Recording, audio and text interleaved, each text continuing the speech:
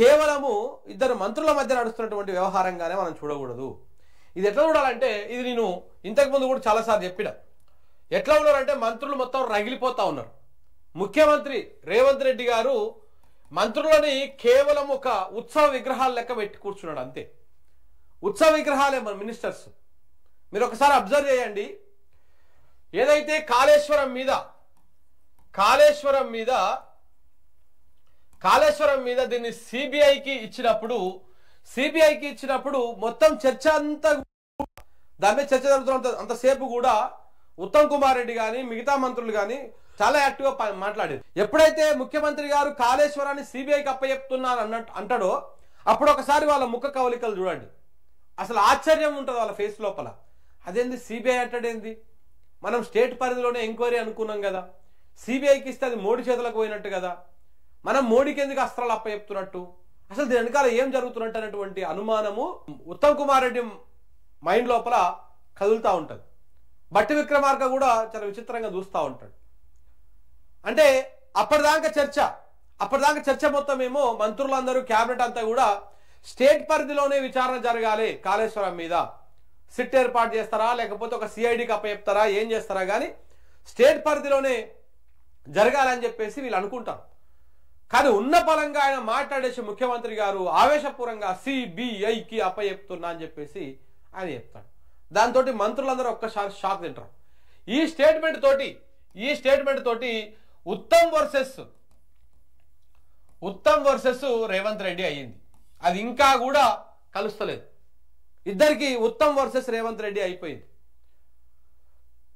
ఇంకొక best example కూడా మొన్న మల్లన్న సాగర్ నుంచి ఈ జంట జలాశయాలు ఉన్నాయి కదా, హిమాయత్ సాగరు, హుస్సేన్ సాగరు. సో వీటికి నీళ్లు తీసుకొచ్చేటువంటి కార్యక్రమం ఉంది కదా, దాంట్లో 7,600 కోట్లతోటి ఈ ప్రాజెక్ట్ ఓపెన్ చేస్తే ఇది బేసిక్గా ఇరిగేషన్ ప్రాజెక్టు. కానీ ఆ ఇరిగేషన్ ప్రాజెక్టుకు ఇరిగేషన్ మంత్రి లేకుండానే ఈ కార్యక్రమాలు చేశారు రేవంత్ రెడ్డి గారు. దీన్ని పోయి ప్రారంభించారు. అంటే ఇక్కడ అర్థమైపోతుంది ఇద్దరికి గ్యాప్ వచ్చేసింది అని. ఇంకొకటి మన భారత్ ఫ్యూచర్ సిటీ ఏదైతే ఉందో ఈ భారత్ ఫ్యూచర్ సిటీకి అక్కడ ఒక బిల్డింగ్లకి రోడ్డుకు దానికి సంబంధించినటువంటి శంకుస్థాపన కార్యక్రమాలు చేస్తారు. ఇక్కడ కూడా సీఎం రేవంత్ రెడ్డి శంకుస్థాపన చేస్తాడు. దీనికి సంబంధించినటువంటి మంత్రి ఎవరైతే ఉన్నారో ఆ రోడ్లు బిల్డింగ్లకు సంబంధించినటువంటి మంత్రి కోమటిరెడ్డి వెంకటరెడ్డి కనపడాడు. ఏడ కూడా కనపడాడు, లేడు.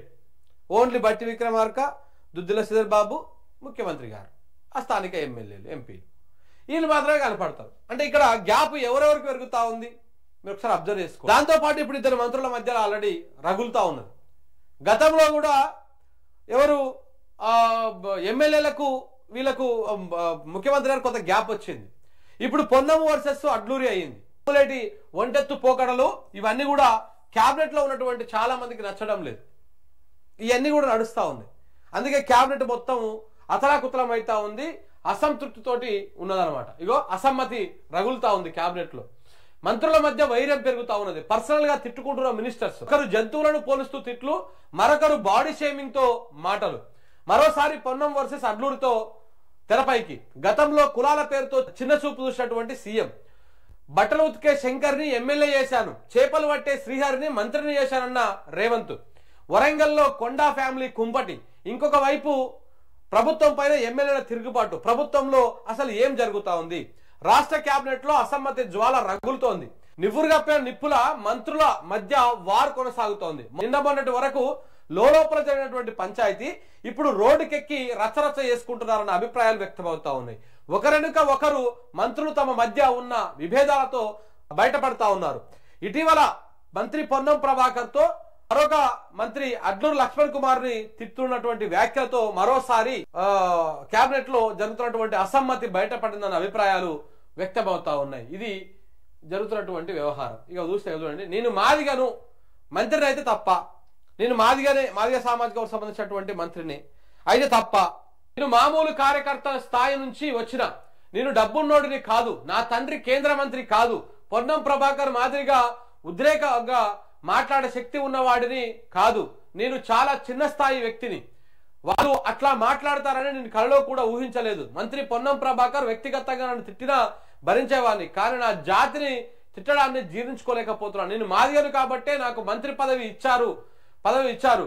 మంత్రిగా నన్ను తిట్టమంటే మాదిగ జాతిని తిట్టడమే అని చెప్పేసి అడ్లూరు లక్ష్మణ్ కుమార్ మంత్రి పాపం ఆయన ఆవేదన వ్యక్తం చేస్తా ఉన్నాడు. కాంగ్రెస్ లో సంకుల సమరం, మాదిగ బిడ్డను కాబట్టే నన్ను అట్లా దూషించారు.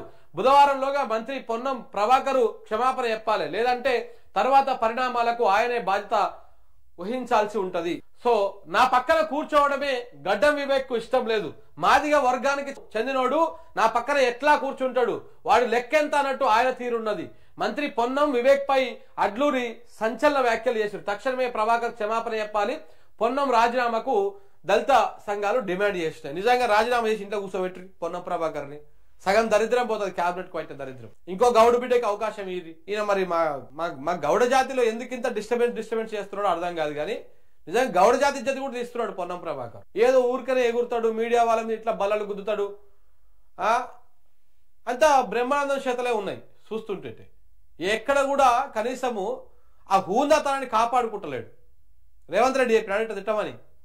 రేవంత్ రెడ్డి మోచేతి నీళ్ళు దాకండి పొన్నం ప్రభాకర్ గారు, మీరు హూందాగా బిహేవ్ చేయండి. మీరు బీసీలలో బీసీలో ఉన్నటువంటి మంత్రులలో మీకు మంచి గౌరవం ఉన్నది, దాన్ని మీరు కాపాడుకోండి. అట్లా దళిత మంత్రులని వీరందరినీ అవమానపరిచి నోటికేదొస్తే అది మాట్లాడి తర్వాత నేను అనలేదు, నా గన్మెన్ అన్నా, నా వాచ్మెన్ అన్నా, ఇవన్నీ కూడా చిల్లర పంచాయతీ లెక్క అనిపిస్తా ఉంది.